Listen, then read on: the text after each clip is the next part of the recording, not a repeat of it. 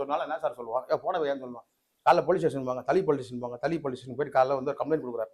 Complaint கொடுக்கும்போது அவர் பேசுறாரு, sir என்ன சார் மாடை கண்டுபிடிக்க சொல்றீங்களா? அது என்ன எப்படி ப்ரொவிஷனே கிடையாது, ஐபிசிலே கிடையாது. நீ ஐபிசில தானே எப்படி கிடைக்கும்?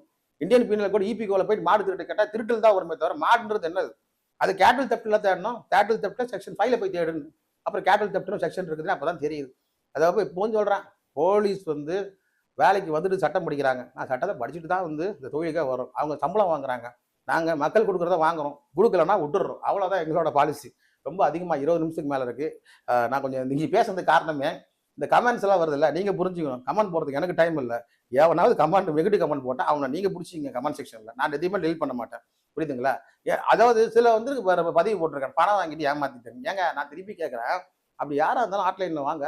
நீங்க என்ன வாங்கிட்டேன் உங்ககிட்ட? நான் பணமே வாங்கினது இல்லையே வரைக்கும்.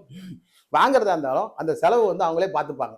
அப்படிதான் வச்சிருக்குமே தவிர இப்படிலாம் சொல்லி பப்ளிக், அதாவது ஒருத்த கமெண்ட் போடுறான்னா என்ன அர்த்தம்? அந்த கமெண்ட் போடுறதுக்கு முக்கியமான காரணமே பப்ளிக்ல என் பேரை டேமேஜ் பண்றது தான். எனக்கு பப்ளிக் எனக்கு வந்து அப்ரிஷியேட் பண்றாங்க, அதை குறை பண்ணு, தாராளமா பண்ணு.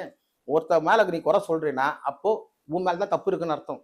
அதை பப்ளிக்கா எல்லாருக்கும் தெரியணும்னு காட்டினா சரி ஓகே, நான் கெட்டவன், நான் போயிடுறேன். இதுதான் நீ சாதனையா? நான் பண்ண தப்பு சுட்டி காட்ட வேண்டியது தானே. அது சுட்டுறதுக்கு கூட விரல் இல்லையே. ஏதோ கொடுக்குற கம்ப்ளைண்ட் எல்லாம் கேட்டா ஒரே நாங்கெல்லாம் குரூப் அட்வொகேட் போயிட்டு காமெடி அட்வொகேட் சேனல் பாக்குற மாதிரி ஆகி போச்சு. கடைசியில் பார்த்தோம்னா இந்த மாதிரி ஒரு கம்ப்ளைண்ட் சொல்லி சிரிக்கிறாங்க அவங்க.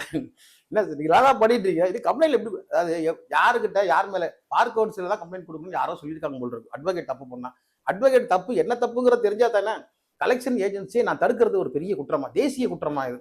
ஏன்னா நீ வீட்டு வாசல போய் கெலடா பண்றதுனா தப்புன்னு சொல்றேன். நீ முறைப்படி நோட்டீஸ் அனுப்பிச்சு நீ லீகலா ஒரு அட்வொகேட்டை வச்சு ஒரு பேனல் லாயரை வச்சு உங்கள் secured unsecured loan credit card default குறித்த சந்தேகங்களுக்கு வழக்கறிஞர் சரவணன் பதில்கள் யூடியூப் சேனலை சப்ஸ்கிரைப் செய்யவும்.